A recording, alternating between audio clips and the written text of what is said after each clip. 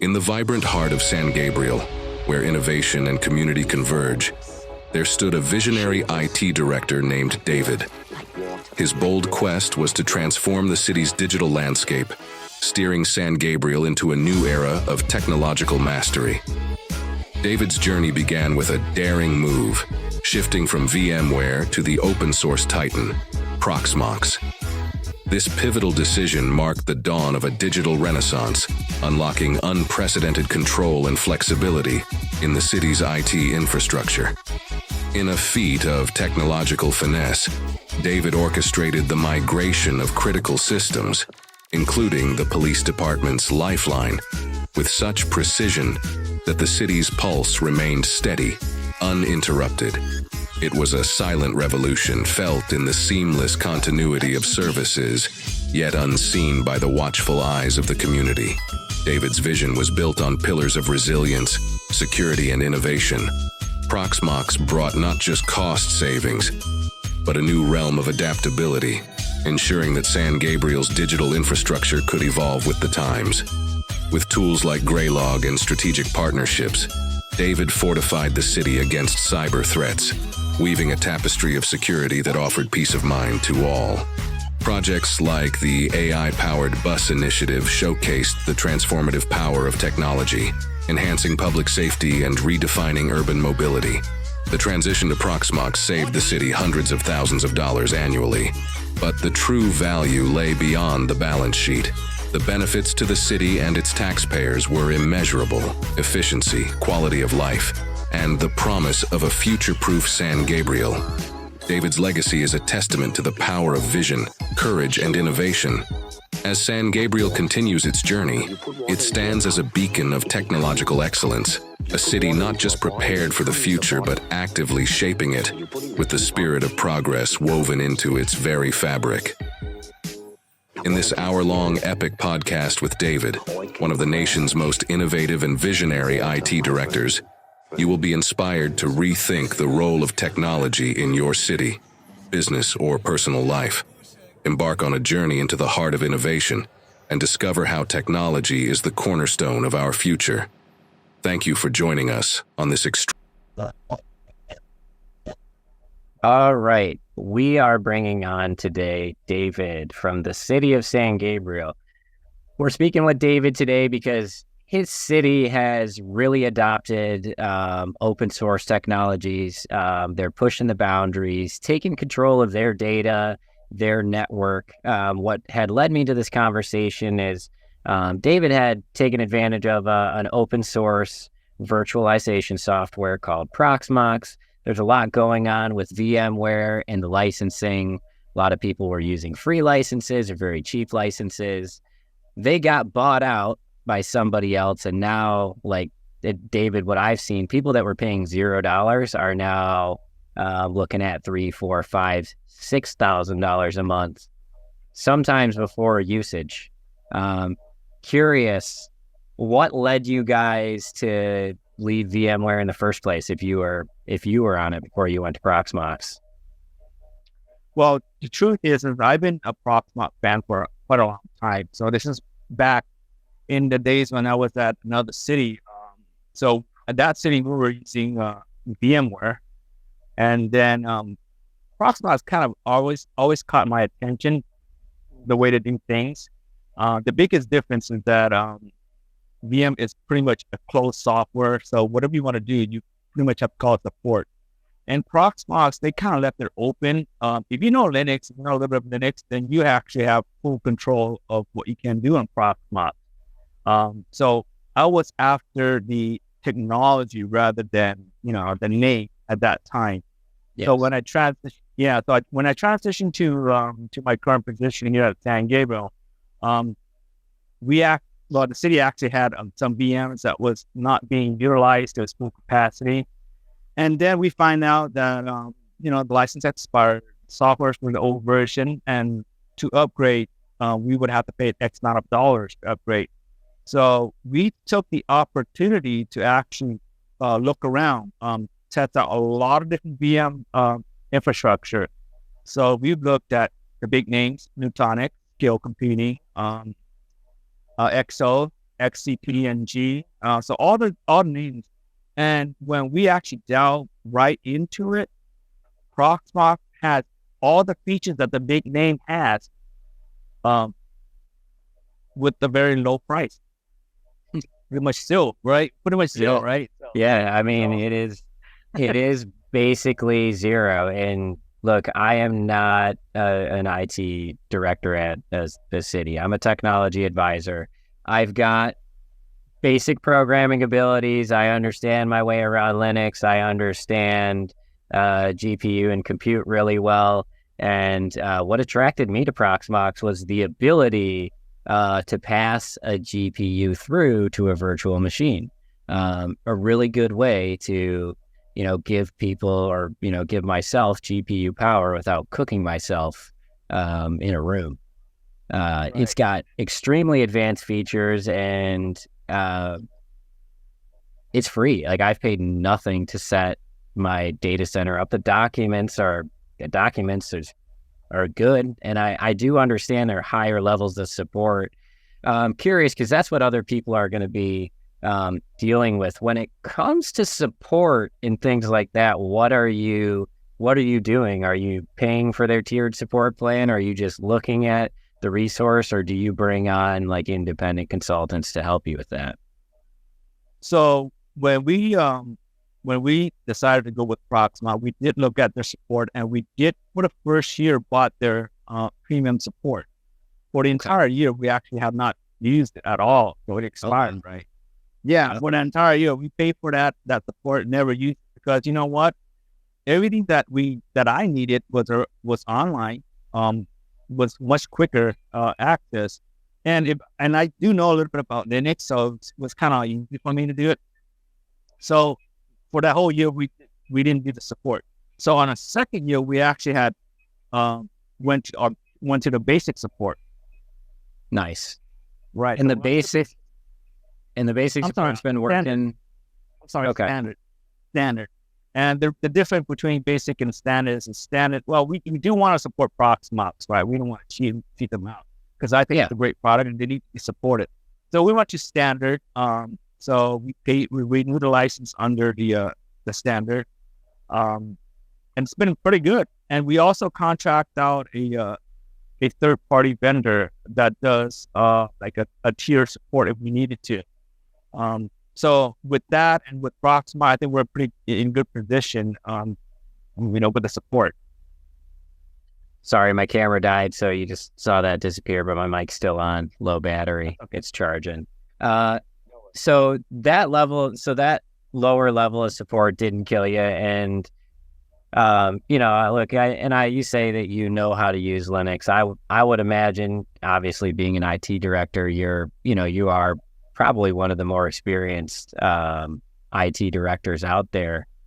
A lot of guys that I see have been in the industry for, 20, 30 years. They've held this position. How big of a jump do you think it is, somebody coming from VMware with fully managed support, to make it over to Proxmox, even if they haven't dabbled with this technology themselves yet? Actually, it's not that difficult at all, because I do have staff that knew VM. So when we transitioned to Proxmox, they kind of picked it up pretty quickly. The only thing that kind of threw them off was that the Proxmox does hyperconverge a little bit differently than VM does. Okay. But once I walk them through it and just show them how it works, and it just becomes second nature now. I think now myself and my staff do not ever want to see VM again. Yeah, dude, I really don't blame you on that one. I've always been a big fan of open source, and it's a huge trend that I see in the security world. I was just at Michigan Tech Conference, hosted here in Michigan, and one of the big topics that they were talking about was how to leverage open source to avoid vendor lock-in and actually take control of your own data, your own security. When you are using another managed provider, it's like, how often do we hear about AT&T or Comcast or the big one in the news right now, Microsoft getting hacked. Like, if you want to take control of your data and really be secure, like, you need to own it. Somebody else owns your data. You're opening yourself up to a lot of third-party risk. Agree. Totally agree. And that's the same thing with, infrastructure. You've got to own the infrastructure. You cannot have a third party control of your infrastructure, right? And look at CISA. CISA got hacked. How is that possible? Well, that's because they're using a third party software, right? Yeah, exactly. Yeah. So I'm curious on the compute end. You guys own your own compute. Are you coloing it in the data center, or are you leaving it on site in your own? So we actually have a very unique situation where we will be bringing dark fiber in the city. So with the dark fiber, we're connecting different locations, right? So we're spreading our disaster across, throughout the city. And, and that's the reason why we really like the way that like Proxmox architecture is, and the way that it's using Ceph server as the backend storage. Yeah. So our idea was to build a cluster in one location, and when the dark fiber comes on board, then we split that up into geographic location. So you'll end up with like a multiple cluster node. So if anything happens at one data center, one area, or somebody clips a line somewhere, your whole environment is still live. Correct. So it's being built with that in mind, and so Ceph and the Proxmox makes it pretty easy to do that. And I have to say, man, I'm very, very impressed with Ceph, the way it's held up. We've actually had several complete power outage, and we have a 4-node cluster. That thing just comes right up, repair itself, ready for business in 5 minutes. It's really, really, really cool to hear. And the reason I'm laughing about it is yesterday there's somebody else that wanted to stay with VMware, and I won't name names, but they ended up using another party to manage it, and that party made a naming error during an update that was pushed out by VMware, and they named something wrong, which led to this big company being down for 6 hours. That 6 hours of downtime cost them like $700,000 or something like that in production. Wow. Yeah. So the not having control of your own stuff, I don't see the advantage anymore. I really don't see advantage to the closed store stuff. Like years ago, everyone would say if it's not closed source, if it's not Microsoft, if it's not Apple, you're not secure. But it turns out that was all false. So it seems, and most of that software is built on open source libraries. Exactly. So yeah, and that is the trend I'm seeing. So we're really happy. My boss is pretty happy that we went this direction. First of all, save money. We saved a ton of money, and then it was proven. The resiliency has proven itself. And he saw it. He just thought, wow, that thing just came up and just built itself like next day.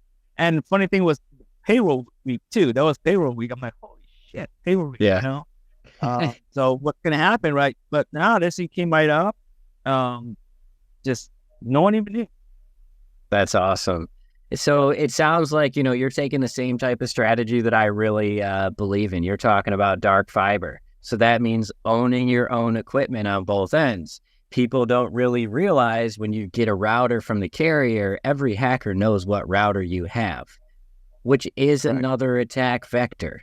It's all of those little things and those little details. So we won't talk about what routers you have or things like that, but that dark fiber setup, actually, owning your own fiber optic cables. One, you guys aren't limited to a speed. You guys didn't buy a gig of speed. You guys bought a dark fiber. You can crank that up as fast as you need it to go. And when equipment gets updated, you can swap that out.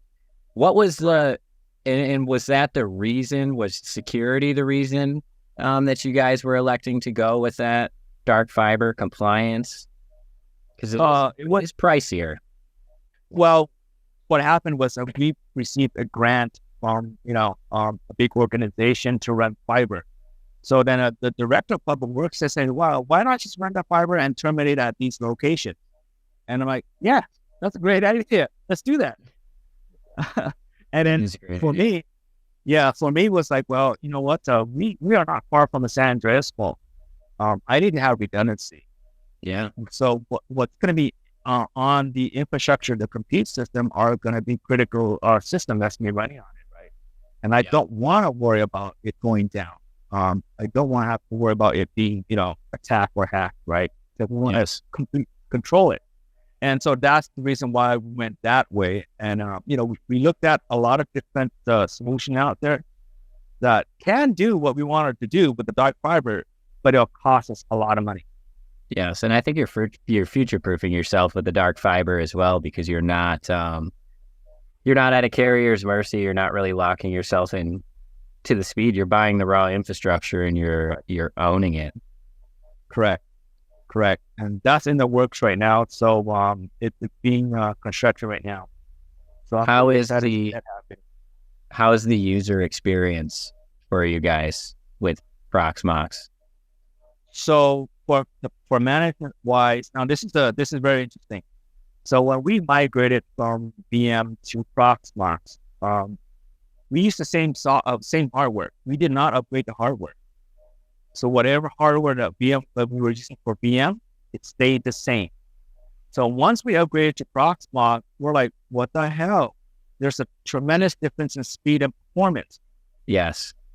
Right? So it's like, it's insane. It is. I'm like, wait a minute, this is same hardware. I can tell you exactly what I've used, how it's set up, same hardware, but the performance, like, wow, I can't go back anymore to VM.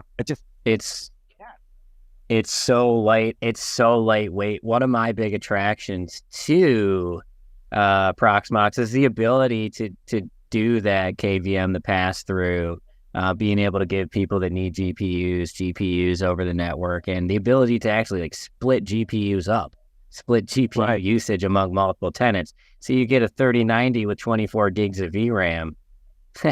You can help a lot of users with that one card that costs $400 versus an A4000 for I don't know what they're running nowadays, $2,000. Yeah. So I have not used the GPU in my organization yet. So all my servers are like one use. So I don't have that space to put in the GPU. But what I'm trying to build right now, work on is kind of expand on the self storage. So we built a self storage, a separate self storage from Proxmox, and we use the old outdated desktop. So we kind of gut out the desktop, put it super smart. Yeah, and then put in the 10 gig and build a whole entire cluster out of these desktops. And it got a beating, so we kind of like, okay, how resilient is that really? Come on. So it took a beating, and it just kept on going. That's crazy. That's crazy. And this says that your performance, you've gone open source, your performance has gone up, your security has increased, your reliability has increased. It's legitimately a no-brainer. And I see this oftentimes people are so blown away by how much cheaper it is when you use modern technology. The reason we use this modern technology is it is more efficient and easier to use once you get past the learning curve. But it sounds like moving from VMware to Proxmox is sunshine and rainbows. I'm curious on the migration. Did you just move your whole environment over, like virtual to virtual, or did you have to set up a new environment? How seamless was the export out of VMware to Proxmox? How did you guys do it? So we did it the old-fashioned way, right? So Proxmox had already built in VMDK to keep out to a raw importer. That's built in many years ago already. It only takes really one command line to do this. So what we did was, let's say you imagine that you actually have a VM environment with, iSCSI, whatnot, right? Yeah. So imagine that, and then, so what you really need was an intermediate storage to actually transfer and transfer. So, and then obviously when an iSCSI is mounted on VMDK, it becomes a VMDK file system, right? Yeah. Proxmox won't be able to see that. Nothing can see that, right? So we needed a file storage system that both Proxmox and VM can see. Yes. Right. So NFS was the only one that both can see, that is pretty efficient. So Okay. what we did was just create a Synology NFS storage. Nice. Mounted both to both the VM system and the Proxmox system. Nice. Right. So you're right. So clone it. So just clone it. So once we clone it to the new storage NFS, Proxmox sees it right away because it's just a directory. Yes. And then from there on, it's just the command line, just one single command line to say, all right, I saw this VMDK, let's just import it right into Proxmox. That's it. And this is kind of crazy. I'm not gonna lie. I was a little bit behind the ball on the VMware thing because I just figured like Proxmox and like open source, like this is common knowledge. I didn't realize there was such a knowledge gap in the industry.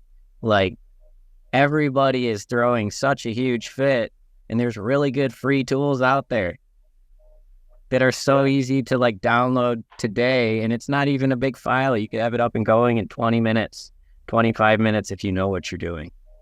Yeah, so that's what we did. We actually imported all the VMDKs from VM right into Proxmox, boot it up, like, all right, here we go, we're in business. That's crazy. How easy it was. Yeah, very, very. I mean, if you've never done it before, it's kind of scary, but like I've done this so many times already. And believe it or not, minimal downtime. So users did not even know that we actually had to switch server. That's no nuts. one. Now imagine doing this at the police department. So that's what we did. We transitioned from VM to Proxmox at the police department during the day. During the day. So the user, hey, we're gonna just reboot the server. Give us a couple of minutes, and then wham, switched over, and that's it. They don't. That's insane. So you basically spun it up right next to the old environment and then just moved it over. Correct. Honestly, that's incredible. Curious, other areas, forward-thinking areas.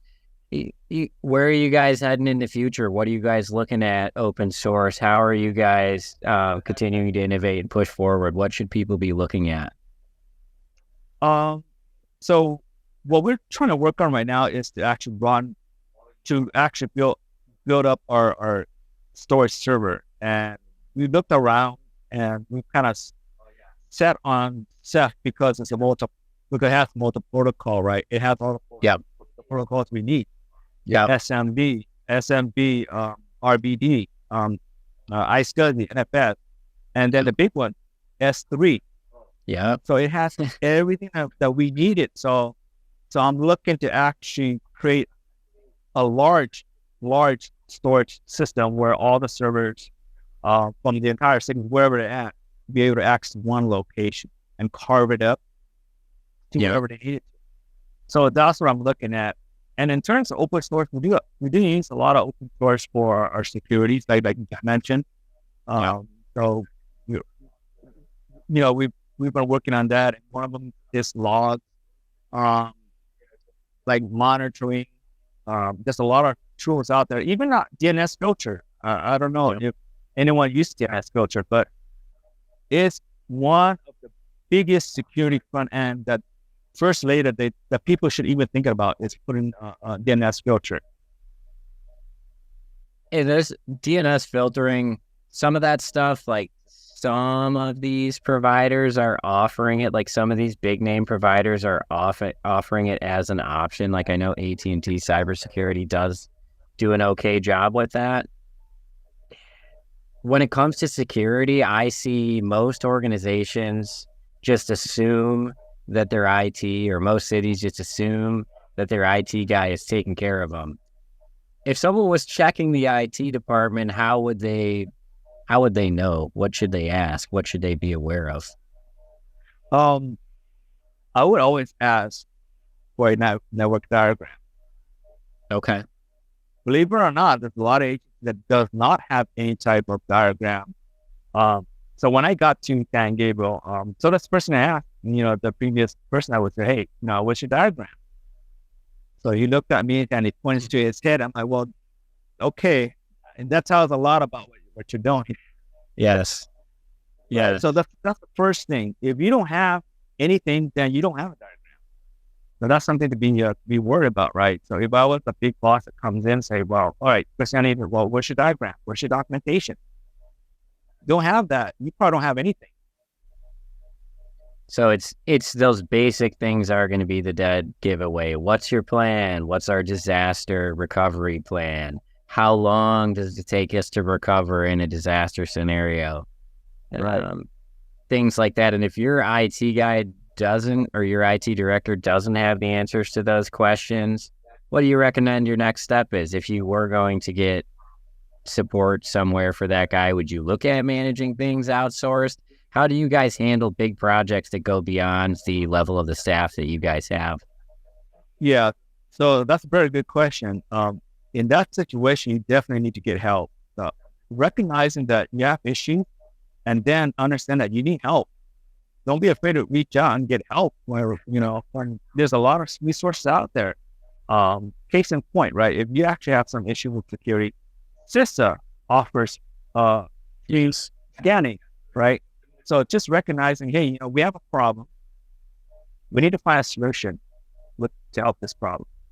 And I think CISA is a good resource. What are some other resources that you frequently look at to get this kind of data? Like obviously Trend Micro is another good one.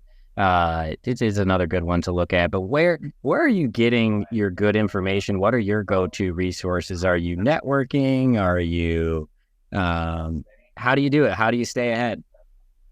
So basically, so my go-to is Google News, believe it or not. So I subscribe to security, select my topic, right? Yeah. So I find out a lot of open source news or information from those news, right? From LinkedIn and from Google News. So from there, that's why I'm able to test things out that people have never heard of. It's funny because I say this all the time. Like I say, LinkedIn is actually a really good platform. Like all these companies like NVIDIA and all of these open source projects, they're all posting and releasing things on LinkedIn. You do kind of have to search for it and look for it, but it is out there. And once you start following it and interacting with it, the algorithm will start to serve that stuff up to you. Exactly. And that's where I get a lot of my, the new open source tool, it's from them. So I got to ask you, AI, machine learning, what are your thoughts? I'm a big follower of AI. So this is 8 to 10 years ago. I was working on a project with CV, computer vision.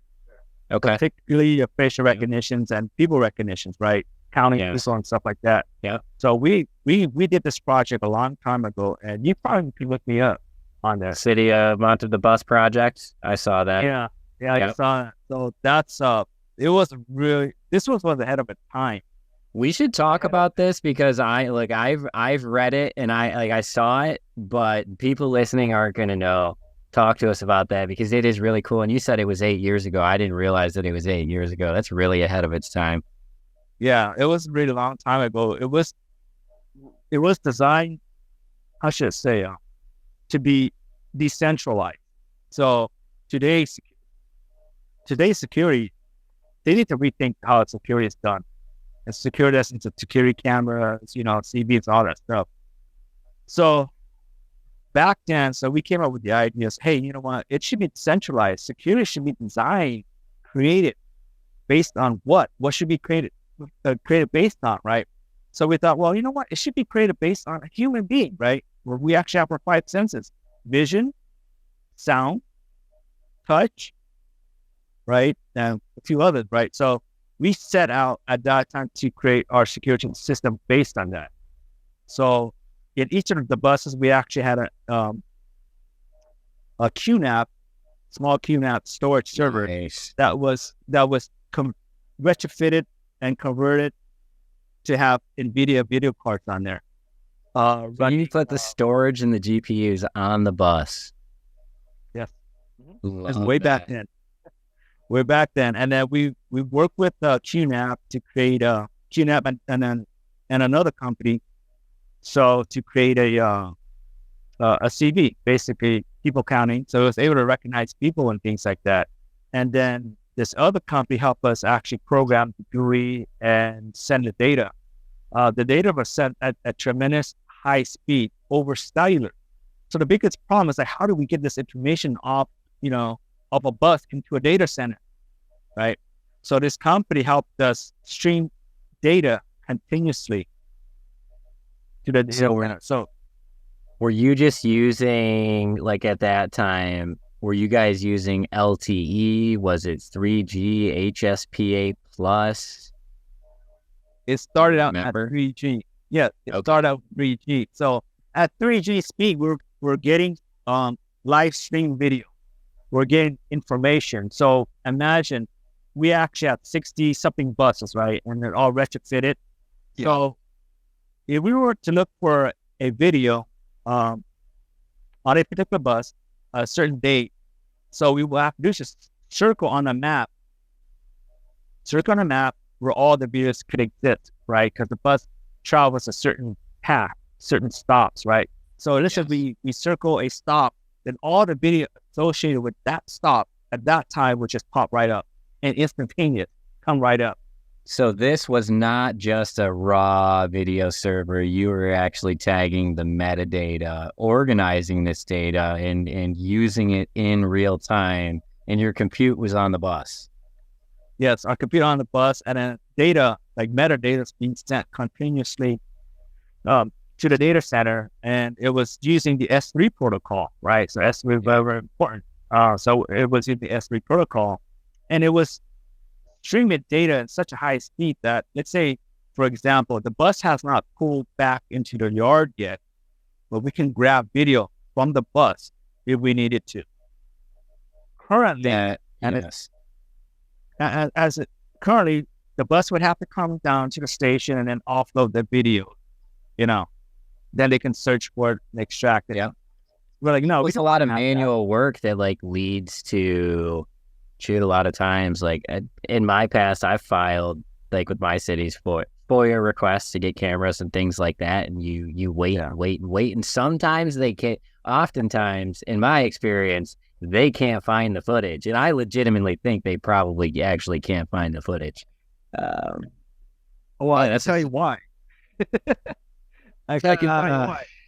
Yeah, I could tell you. I could probably tell you why too. So like, we'll get into this just because this is kind of fun. But I was on with an airport this morning. I had made a video about a hacker's eye perspective, just saying like, hey, look, these are the things I noticed when I walked through my own public airport this morning. And the things that I saw were indicative of like a bad, security posture, open networking ports, access point and pairing mode, messy wires, TVs that are off, wires that are dangling around. Man, I posted this video and people have had such a hard time getting in touch with this airport that people have been disclosing vulnerabilities to me. And what I am told is, there is a lot of major stuff going on and they're not taking care of it. It's hard to get to these people a lot of times. If somebody is concerned about something, how do they reach out? How do they reach out and go through the proper channels to actually disclose this stuff? Yeah, is that something that you guys have as a process where your citizens can turn stuff in? Yeah, so we actually have a way for citizens to actually come through to us, right? So we actually have the city clerk where they ingest all information, all requested information, whether it's from the public or from legal, it gets ingested through to them. And then from there on, it gets disseminated to the respective department. And it is tracked. So when they disseminate information to each department, it is tracked by them, and they will follow up and say, "Hey, did you reply to this resident, or did you follow up on this?" So we're good about that in the city. And that's really refreshing to hear, because some of the sad stuff you see, like I had tried to talk to the city of Dallas multiple times last year, and I got bounced around department to department to department, trying to help them out with their security. Nobody knows who's in charge. Nobody can get you in touch. You never get called back. They got hacked 3 times last year. Their residence data got stolen, and all they did for the people is they gave them 2 years of free credit monitoring. What does that do if you're 16? Wow. Pretty much nothing. And this is Dallas, you said? City of Dallas. Wow. Who just got it the other day? City of Jackson. So this is crazy. City of Jackson, Missouri got hit the other day. There's a City of Jackson, Michigan. I'm like, I should reach out to the City of Missouri, right? The IT directors in the City of Jackson have themselves listed as the City of Missouri on their LinkedIn because they've selected it wrong. Curious what the City of Jackson's posture is. Wow. Some of these organizations, you look at them, you talk to the people, and it doesn't surprise you. But the one thing that, like, I hear all the time when I talk to people about cybersecurity is they'll say, even when they have open vulnerabilities that are extremely obvious, they'll just tell you they're all set. And I think it's just a knowledge gap. I think people don't realize like how real the threats are now. Especially, like, one of the big things with all these hackers is they're rich on cryptocurrency. They're really investing in their infrastructure. They've got great tools to hack you. Meanwhile, a lot of other people are cutting back because money's tight, but it's not. If you're cutting back, you need to kind of replace that money with talent, right? You need to replace it with better solutions. You need to replace it with open source. A lot of these, like you said earlier, this VMware switch is an opportunity to assess and evaluate and maybe reallocate that spend to your own talent, your own resources, your own storage, your own servers, that type of stuff, rather than, like, just paying for old outdated equipment. Like, craziest thing to me is those old firewalls that have known vulnerabilities. You're just giving somebody a way in, and you're labeling the door for us. Right. And they also need to, if we continue to talk about security, they need to look at a layer approach, right? So I've always advocated this, even when companies talk to me about security, I always say, look, what's the first thing that people are going to hit? The outside. You have to actually do a layer approach. So that's why I talked about the DNS filter. That's way, way out there before anything else, before it even hits the firewall, right? Yes. So that should always be implemented. And believe it or not, a lot of people don't do that. They just I believe it. Firewall. Yeah. So there's even the firewall, which just pretty much is the edge, right? So then you come in from the firewall. You come in, and what's the next layer? Your network. What is in your network that is protecting your network? So then from your network, then it goes to your endpoints, right? Your software, your even software firewall, right? So, but our posture here, my philosophy here at San Gabriel is that once your endpoint has to deactivate, you're too late. They already touched your system. Yes. You cannot. That's just like a catch. That's like the worst case scenario. Your network layer is the one that needs to be beefed up. So if you got something basic like no network segmentation today, and you could hit all the VMs on your network right now, that would be a big issue, wouldn't it? Yeah, it's like toast, right?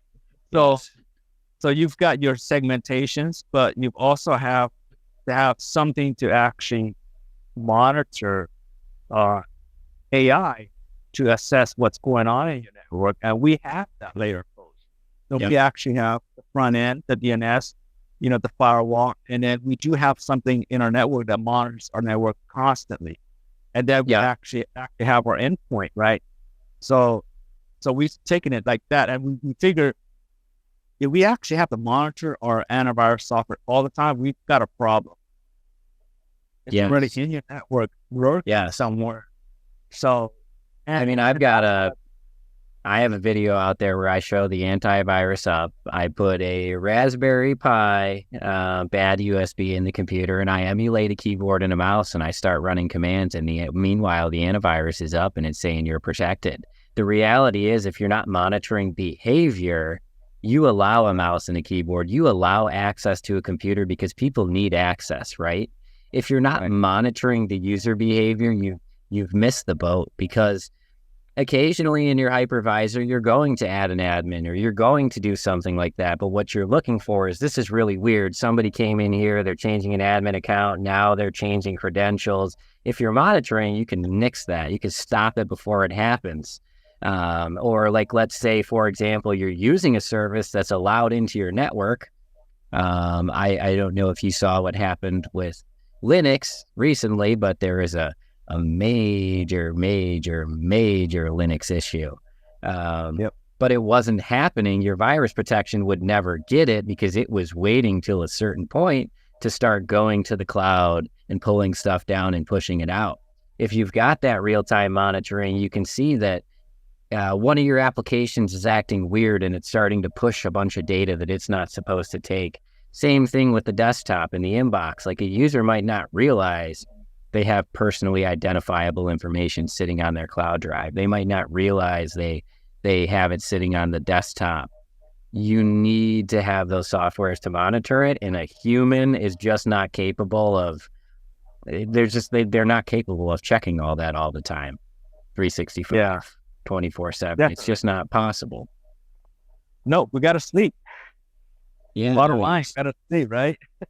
But the human, this is where people get it twisted. The AI doesn't do 100% of the job. It does 80% of the job. You still need smart humans. You still need those.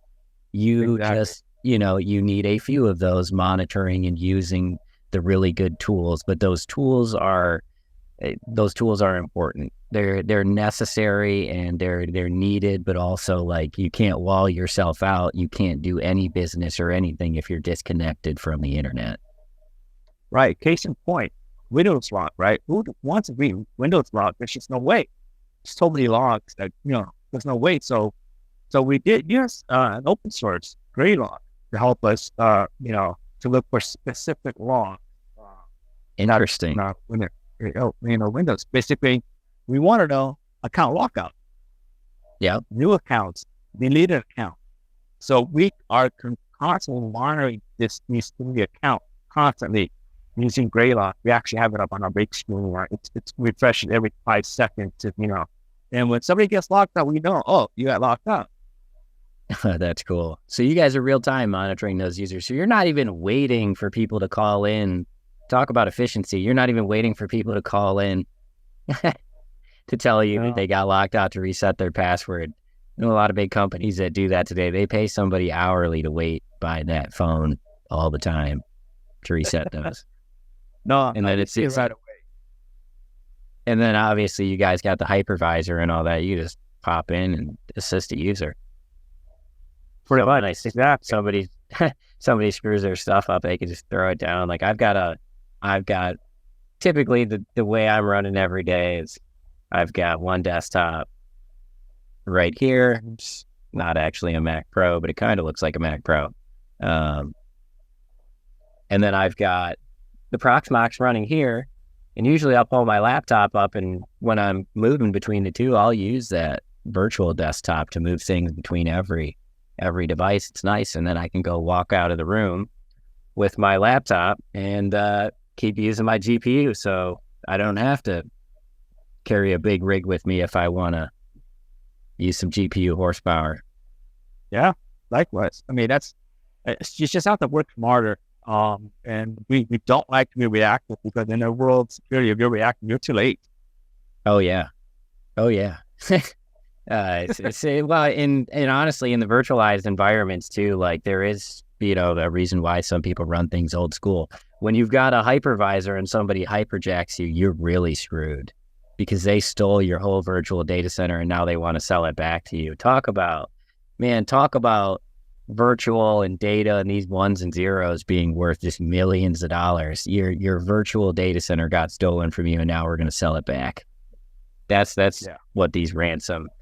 At the end of the day, that's what these big ransomware outfits are doing. They're making their way into that hypervisor. They're taking it over and they're stealing it. They're locking you out.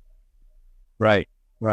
And the other thing that we can talk about with the Proxmox backup server. Yes. Now that thing is really, really efficient. So we've used, different name brand backup softwares out there. Just couldn't keep up. Just could not keep up. So once we switch over to Proxmox and then we converted to their backup server, I mean, it's very, very efficient. The way they did the backups is very, very efficient.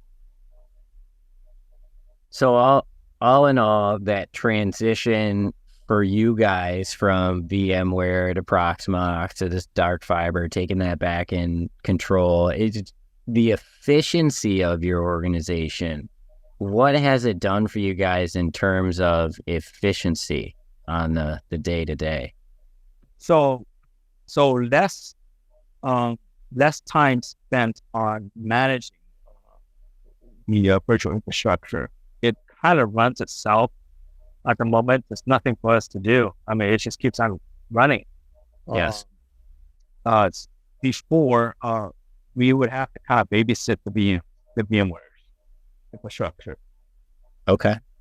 Yeah. So now this thing just runs itself now. It runs itself. Well, the reason why in the VM environment is you still have your compute and your storage, right? If the storage gets messed up, everything gets messed up. But once we went to hyperconverge on the Proxmox with Ceph, we don't have to worry about that anymore. I mean, it absolutely fixes itself and heals itself. And that's what really impressed us. Because it's taking all that manual labor and that disruption out. And when you're not getting any of those disruptions, it just frees you guys up to do this cooler stuff. Like, you had time to think about the San Andreas fault and how that might affect you. You couldn't do that. You couldn't do that if you had VMware issues. I also heavily agree with you on a decentralized infrastructure, and we won't get into crypto or anything like that, but the reality of a decentralized network is it's beyond far superior than a single server. There's no doubt. There's no dispute on that. And if you want uptime, you need multiple nodes. It's like the same thing when I'm tying connections together. I don't ever want to use a failover. I want to use an SD-WAN. I want to use all of my connections at the same time, and I don't want a failover. I want something that is constantly working. I don't want my IP address changing. And it's the same thing when it comes to your VMs and your infrastructure. You need that. You need that critical infrastructure to run 24/7. Exactly. I needed to fix itself. I need to self-heal. So before in VM, if your vCenter gets toast, you're pretty much toast. What? And then you're paying somebody to help you clean it back up for the most part. Yeah. I mean, I've gone through a vCenter failure. Now, both as a single vCenter and both as a redundant vCenter. It doesn't work. The redundancies do not work. Yeah, so bottom line, I would probably say the same thing. I really don't recommend VMware. I really don't recommend it. I don't know why you'd use it. I really don't know why. I really don't know any logical reason why you would use it other than you print money, I guess. It doesn't make sense to me. Exactly. And since the price has gone up, so if we were to go to VM this year, from last year, our price would have doubled. We would have paid $120,000 a year for what we have. All right, that's insane. Wait. So you were going to pay $120,000 a year, and now you paid zero. Is that now allowed? So now I paid $3,400 a year for standard support for VM. Crazy. It's crazy that you can save that much and improve your performance, your efficiency, your reliability. It just opens you up to do cooler things and take care of your citizens better and protect that data and give you time to think about your attack surface. Curious, what as an IT director, as somebody who's been successful in IT for a very long time as you have, what kind of mindset does that take? What is your mindset when approaching problems, and how do you prioritize everything? Keep it open-minded. I know a lot of ITs out there are kind of like sheep, basically, right? Just take somebody's word for it and not do your own testing. I think that's the wrong approach, especially in IT. You can't just go into this quadrant and say, well, yeah, they're the number one. Let's just go with them. It doesn't work that way. There's so many different networks out there. So many different. No two networks are the same. So you cannot just have a one-all-fit-all. No, there is no one size fits all. Everybody's environment is different. Everyone's requirements are different. And honestly, it's the reason why somebody like me exists. You can't just go to one provider or one carrier. Like when you guys are talking about this core infrastructure in your VMs, you're running a full stack of open source software. You're not just running virtual machines. So to then play the game where you have so many different vendors that you're managing on top of your VMs, I can just imagine the amount of time you guys save not being on with support. Absolutely. Or finger pointing. The finger pointing is the real killer. It's the worst. Yeah. So that's what I would tell everybody. So you've got to have open mindset, and you've got to do your own investigation, and ultimately you've got to learn technology. Don't learn the brands. I keep on telling them, don't learn the brand. Doesn't do you any good. Learn the technology. Don't learn the brand. Learn the tech. Yep. Because if you understand the technology, brand doesn't really matter. People ask me about crypto all the time. I tell them the price is the least interesting part. Learn the technology and you will get all the answers. Exactly. Same thing. So VM is a technology. Virtual environment is a technology, right? VMware is a brand. Proxmox is a brand. Yeah. So what made me successful in transitioning from VM to Proxmox is because I knew the technology. I knew how it works. I knew what runs Proxmox. I knew what powers XCP, NG. I know it runs KVM. So I knew the technology. So it doesn't really matter what I use as long as the technology benefits me.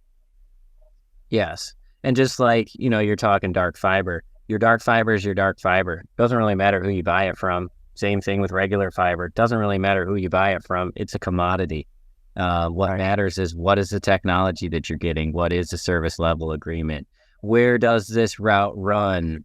You can't be fooled by a brand name, but there are a lot of organizations and companies out there that are fooled. But I guess the other thing too is just because you've had somebody for a long time doesn't necessarily make them a reliable source, right? Just because they've done good for you in the past doesn't mean they're good today, like Apple and Microsoft and all of these guys, go up and down in popularity because the products change. Exactly.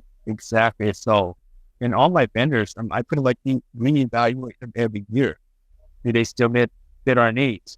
Does that coincide with what we are trying to do? If it doesn't, don't be afraid to change. Something's out there that will fit your needs at that time. Yes. So all of my contracts are all 1 year. It's not multi-year. There you go. So you guys are doing all 12-month stuff so that you can be nimble. Yeah. Because you don't want to lock into something. No, I don't think I don't think we want to be locked in as an IT, right? I mean, 6 months technology changed so fast. Yes. If you're locked in something else better out there, why aren't you taking advantage of it, right?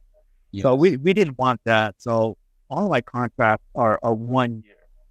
And yeah, if you're month to month on stuff with any of these carriers, they certainly whack you on the price. It's usually 4 to 5 times more expensive than it is if you have a contract. So Right. in that case, when you're really looking at it, like that open source does make much more sense. Much I more think so. sense. I Because think this so. means every year that carrier is, every year that carrier's got another chance to inconvenience you. Right. That's the way I like to put it. Inconvenience you to make it very hard to leave them. Right. Exactly. I think a lot of the IT personnel out there are afraid to leave, afraid to change, afraid to learn new things. That's not the correct mentality. I think that needs to change. Yes, and the pace of it's kind of crazy because the pace of technology, it just changes so much. And you say things change every 6 months. Things change drastically every 6 months. It's amazing to see like these week over week changes, especially with the AI and the machine learning. Like what we thought was fantasy 6 months ago with AI is now just the daily norm. It's Yeah. it's mind blowing to see where we're at. I mean, if you think 8 years ago when you started doing that bus thing to now AI that runs at the edge that does this kind of stuff with 2 watts of compute, pretty mind blowing. Yeah, it was really fun project actually. It was really fun project. I was really Honestly, that's got to be one of the craziest projects I've ever heard of, putting GPUs on the bus. Yeah, I mean, the people who had dealt with me, they still remember this project. It's funny, like Cradle Point. You know, Cradle Point. Cradle Yep. Point. The Cradle Point was a big help when I started that project because they actually helped us with the 3G and LTE communication, and they were new at that time too. And they're like I'm like, well, this is a good product. We're gonna take a chance on you. So we did, and they were very happy, and they got really involved with that project. And to this day, they everybody in that agency know about this project. That's so cool. Yeah, That is even really, really cool. QNAP knows too. Yeah, QNAP knew about this project too. That's It's a pretty fun project. It is really 8 years ago. That's really, really, really, really ahead of its time. That's Yeah. honestly pretty mind blowing to do that with all the limitations that you had at that time. That took a lot of skill. That took a lot of planning. There's no out of the box solution for that. No, there was a video. I'm not sure if it's still on there. We actually programmed this camera system from robotics, right? So there was 2 cameras. We set it up. There was 2 cameras, and they were talking to each other. The cameras was telling each other to do things. It was pretty cool, and I'm not sure if it's still on there. I'm not sure if it's still on the YouTube. So with me and the director of transportation at that time, Okay. and we were demoed this, at a conference, at a bus conference, right? A huge bus conference. And in that conference, there were big executives from these big, companies come in there, and then they start demoing. They're like, what the hell is that? And we said 2 camera systems talking to each other and telling each other to do things like turn on the light, turn on, make some sound. And it was just, it went off by itself. So at That's the end, they're crazy. like they were just who funded this? It's like, wow, your agency funded us. It was crazy. It was crazy. It was crazy. See, technology to me, that kind of stuff it's like magic. When you see this new stuff and this cool stuff, to me, it feels like magic. You're like, whoa, how can a computer do that? And then 3 weeks later, we take it for granted. But I'm always searching for that next technology that seems like magic. That's the fun in it for me. Yeah, exactly. I wish, hopefully, we'll see some new technologies come up. What's your opinion on that? The new spectrum from T-Mobile with their fixed wireless and all that, 5-mile shots with wireless multi-gig speeds on 5G. Have you seen any of that yet? Not yet, but knowing specs, I have to see it before I can believe them. So I've done, and I don't know if you've messed with like Wi-Fi 7 or anything like that. I work with a lot of racetracks. They exclusively use like that 5G millimeter wave because it works at 200 miles an hour and you can't put a fiber optic wire to the car. And typically that's being done, obviously on a private 5G network, not the public 5G network, but the capabilities are multi-gig at high speed. Those analog sensors use a lot of data. And the reality of that technology is the 5G is still pretty limited. That fixed wireless is still pretty limited, and it's getting there. But I think that is going to be one of the things that starts to kill a lot of the dedicated fiber stuff that's so crazy expensive.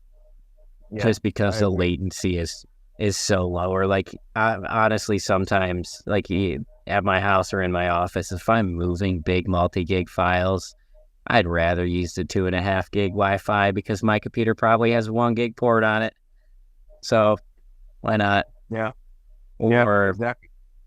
When I'm doing VR with the Oculus, I like to use the GPU on my desktop rather than the one inside the headset and AirLink it. But it takes like 800 mega bandwidth. Until Wi-Fi AX came out and the newer stuff, it didn't perform that well. With the new stuff, it's pretty crazy. It blows my mind. But it's still wireless, right? So you at right equipment on both sides, you got to set it up right. It is not the same as fiber, but it's close and it's getting there. Yeah. I mean, that bus project has educated me a lot about Wi-Fi, man. That one was very tough to get data off Wi-Fi because of instability. Yes. Even that took a while to say, all right, we got Wi-Fi. Here's the limitation. What is out there that can transfer large files that is fast? Cellular? Went to that now. No, it went to that level where we actually have to look for a particular protocol, file transfer protocol that meet our needs. Interesting. Typical protocol just would not work. It would just kill it. And it would never complete the file transfer. I mean, you're talking about videos, a lot of videos. Yeah. Oh, yeah. That video footage is one of the most difficult. I mean, it's one of the most difficult things. People choke their bandwidth out because they want to fire up all their security cameras in like 4K, 240 frames a second. Well, you're going to need a mega circuit for that. Use compression. Use compression. Yep. Yeah. So we went through a lot of headache through that project, but we learned a lot from it, though. Learn a lot from it. Probably stuff they you still use today, I would imagine. Similar. Yes. Yeah. There was one thing out there that so what we did on the bus was one level, but there's one level of security cameras that I don't even see it being built out there. And hopefully, I want to go back and see if I can build it. So we'll see how that goes. There you go. Yeah. We should talk about that offline at some point. I'd like to hear about it. I'd like to hear about it, but I don't want to spoil what it is to anybody. Yeah. Yeah. This one is really, I think this one will really revolutionize and change the way security camera work and operates. So I've yet to see anyone do this yet. So. One thing I'm starting to see cameras replace pretty heavily, in a request that I get that I'm not bringing to people, is using cameras instead of alarm systems, instead of regular door contacts and door switches, which I think is great because it's not hard to slide a credit card on a door switch when you open it, right? Right. with the camera actually having eyes on something and having an AI that sits behind the camera to let you know if anything weird happens, or becomes really powerful when you have a pipeline of a couple different AIs so they don't miss anything. Yep. It's amazing. And now you got one guy that can effectively monitor 300 cameras because he's only looking at significant events.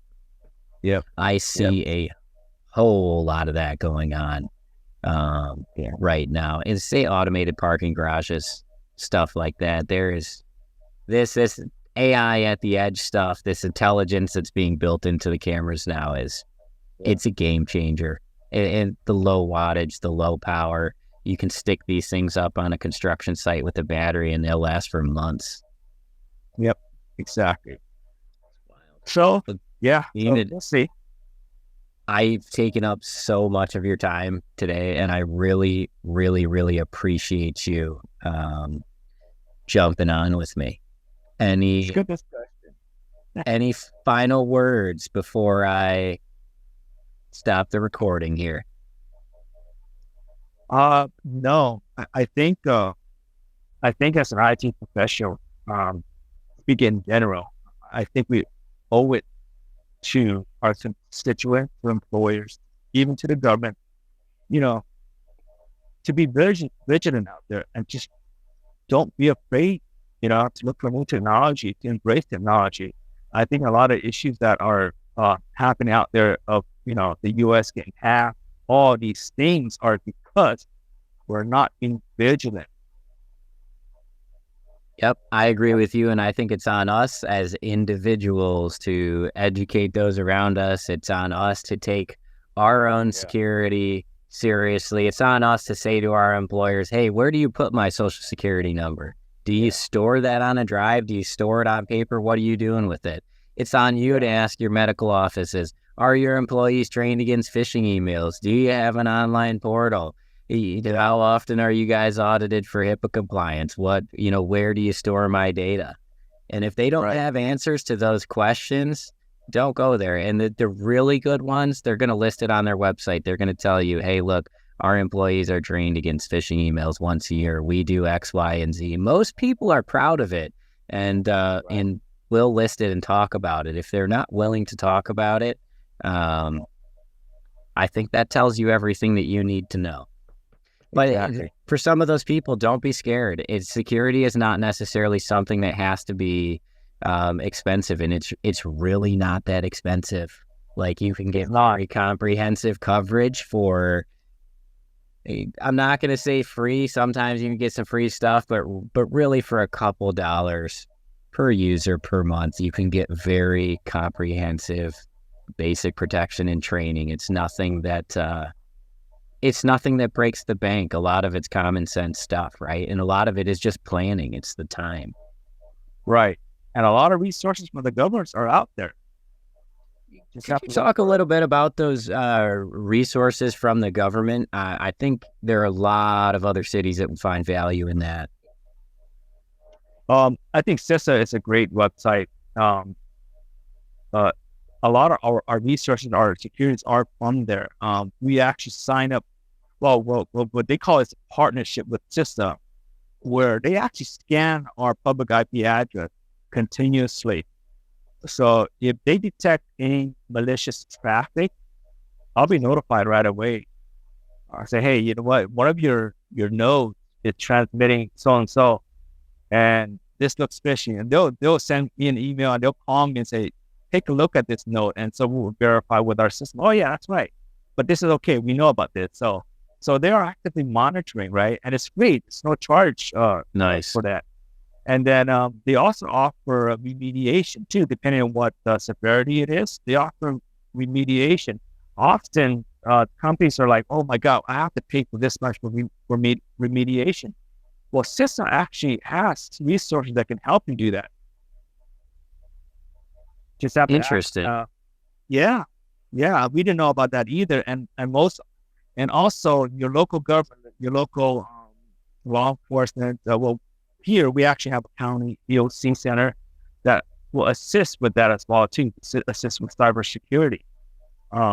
So we have a lot of resources out there that we've extended to help us, because we're such a small staff.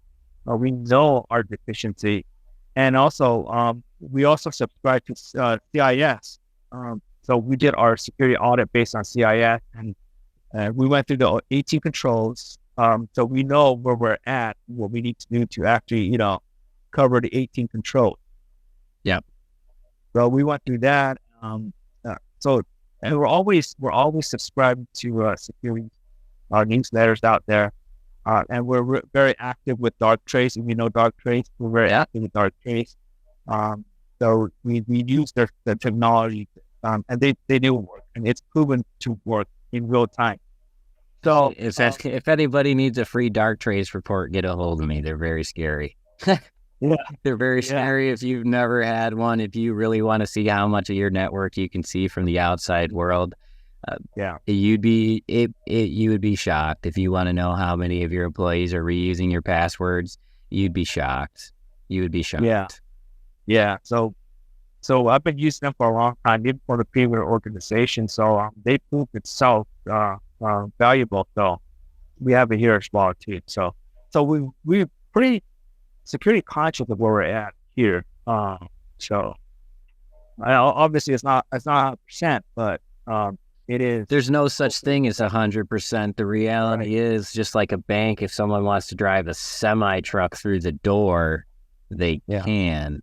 It's about how do you handle it when somebody gets in? How do you deal with protecting those critical assets so when eventually somebody does get in, even if it's somebody that's supposed to be there, sometimes it's somebody that is supposed to be there, there's accountability and you know what happened. Exactly. And there are logs, and that's what's going to save you. If you're all out of whack and then you don't have logs, you don't have anything turned on, and someone takes you, good luck finding them. Good luck creating it. And you might get back in. Greylog. It's pretty awesome. And it's free. There you go. What was that again? Greylog. That's what we use. Greylog. Free, open source, costs you nothing. And let's say it's free open source, so you got to run it on your own server. What does it cost you in compute to run it? Really nothing. Maybe 4 gigs of RAM. Super lightweight. And it's very lightweight. Runs some Docker. So nice. So you're containerized. You guys are in a fully containerized environment, sounds like already. You're using containers. Yeah, we're using containers here and there. So we use a lot of like Nginx, reverse Nginx. We use a lot of Pi-hole. Pi-hole is actually really good. I subscribe to a lot of DNS filters out there that we actually paid for. It just didn't do what Pi-hole is doing for us. So, open source, you get everything, even in terms of AI. Like if you want those image generators and things that'll do whatever you want them to do, the only way to have it is open source. It's the only way. There is one out there you might like called Code Project. If you have a camera, look up Code Project and iSpy. Code Project AI. And iSpy is another. iSpy is your NVR. Now you couple those two together with any camera, you have full AI there. And another one I'll tell you, it's made by Google and it's manufactured by ASUS. It's called. It's an AI chip that's a USB. What is it called? Is it the Coral AI? Coral. Yeah. Yes. So we use Coral. No way. Yeah, we use Coral. Way. Dude, I want to buy a Coral so bad. I've been looking to buy a Coral. So your experience with Coral has been really good. Awesome, man. Awesome. You couldn't believe how this little tiny USB device. Dude, I've seen the demos. I've seen the demos, and the speed on the Coral is crazy, and they're cheap. I want to say they're like $100. They are $100. And they'll blow a $3,000 GPU out of the water. Well, we actually have a pretty expensive NVIDIA card on our desktop, right? Yeah. It couldn't do it. funny. That's crazy. Yeah. It's a TPU. I got in an argument with somebody because he was talking about using AI on a CPU, and I said, "Listen, man, I understand you can use the CPU, but if I was digging a foundation for a house, I'd use an excavator. I wouldn't use a spoon. I would use TPU. If I was going to do AI, I would prefer to use a TPU, a chip that's designed for it, and the efficiency because it runs off that little USB." Yeah, it's just USB, and then it has so with Code Project, it has a built-in module for the core already.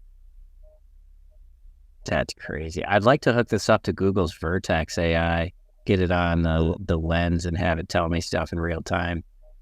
Yeah, man. Cool. It works well. It works really well.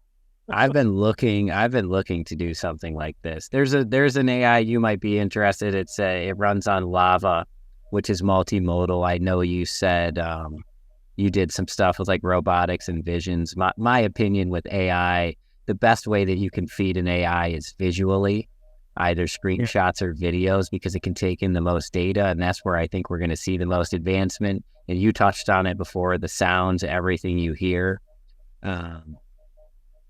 Well, yeah, and then when I say touch, you're like, well, how is that possible? Touch? Well, what happened? We actually retrofit the bus with sensors, like impact sensors. So those are our touch or impact sensors. So if somebody hits the bus, we know what time, when, where, the video associated with it. Face detection and recognition. Wow. Yeah. This Code Project AI server. I'll let you know what I end up building with this. But this is right. This is right up my alley. And the Coral, you sold me on the Coral. I have to buy a Coral now.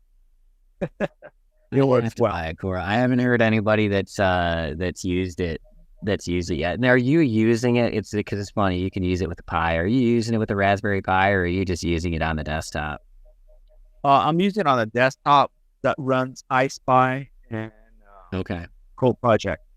Okay. Now, iSpy is pretty cool if you haven't heard about it. It's really very, very robust. Is it EYE Spy? iSpy like that? No, the letter I and Spy.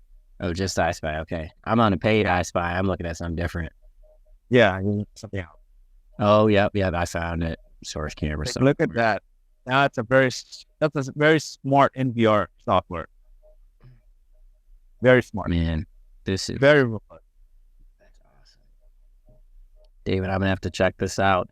Thank you so much for your time today. I am actually going to stop the recording right now. David, you've given us a lot of value and a lot of time. If there's somebody else that's working at a city and like another IT manager or something like that, could they reach out to you on LinkedIn? Sure, absolutely. Awesome. Yeah. Awesome. Definitely. Thank you, David. I appreciate it.